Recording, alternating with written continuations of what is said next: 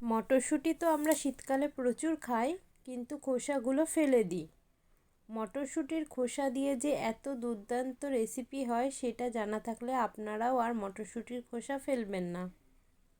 নমস্কার বন্ধুরা, সুপ্রিয়া রান্নাঘরে সবাইকে স্বাগত। মটরশুঁটির খোসা দিয়ে আজ আমি এমন একটি রেসিপি তৈরি করব যেটা খেয়ে কেউ বুঝতেই পারবে না যে এটা মটরশুঁটির ফেলে দেওয়া খোসা দিয়ে বানানো। কড়াইতে জল দিয়ে দিয়েছি, এখন খোসাগুলো দিয়ে দিলাম। এর সঙ্গে একটু নুন দিয়ে মিশিয়ে দিচ্ছি। তারপর ঢাকা দিয়ে 5 মিনিটের জন্য মিডিয়াম ফ্লেমে সেদ্ধ করে নেব। 5 মিনিট পর ঢাকনাটা খুলে নিচ্ছি। খোসাগুলো সেদ্ধ হয়ে গেছে, এখন জল ঝরিয়ে তুলে নেব।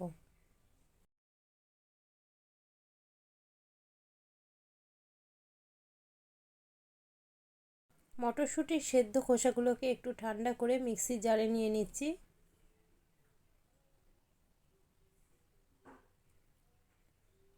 এগুলোকে ভালো করে পেস্ট করে নেব।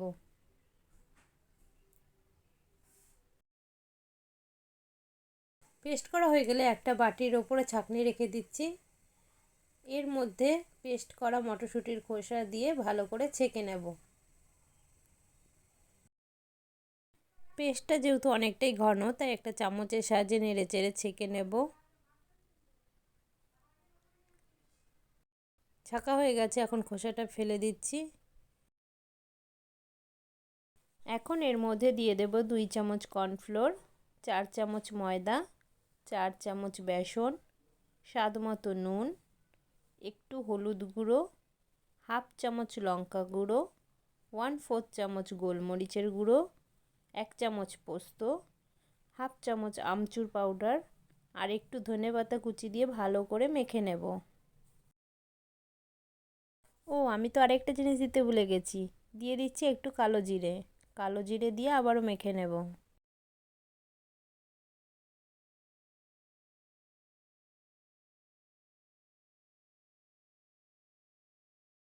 কড়াইতে তেল দিয়ে দিচ্ছি। তেলটা ভালোভাবে নেড়েচেড়ে চারিদিকে ছড়িয়ে দিলাম। এখন এর মধ্যে থেকে একটু একটু করে দিয়ে দেব। আজ আমি মটরশুঁটির খোসা দিয়ে এরকম বড়া তৈরি করে নেব। আপনারা চাইলে ব্যাটারটা আর একটু পাতলা করে ডুবো তেলে ভেজে নিয়ে পকোড়া তৈরি করে নিতে পারেন, যেটা খেতে আরও টেস্টি হয়। একদিকটা হয়ে গেলে উল্টে দেব। এপাশ ওপাশ উল্টে পাল্টে বড়াগুলো ভেজে নেব। এভাবেই আমি মটরশুঁটির খোসা ফেলে না দিয়ে বড়া বা পকোড়া তৈরি করি, যেটা খেতে সবাই পছন্দ করে। এছাড়াও মটরশুঁটির খোসা ভর্তাও তৈরি করি।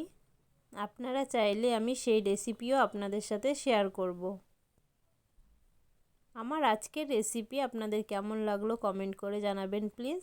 ভালো লেগে থাকলে লাইক এবং শেয়ার করার অনুরোধ রইল। নমস্কার বন্ধুরা, ভালো থাকবেন, সুস্থ থাকবেন।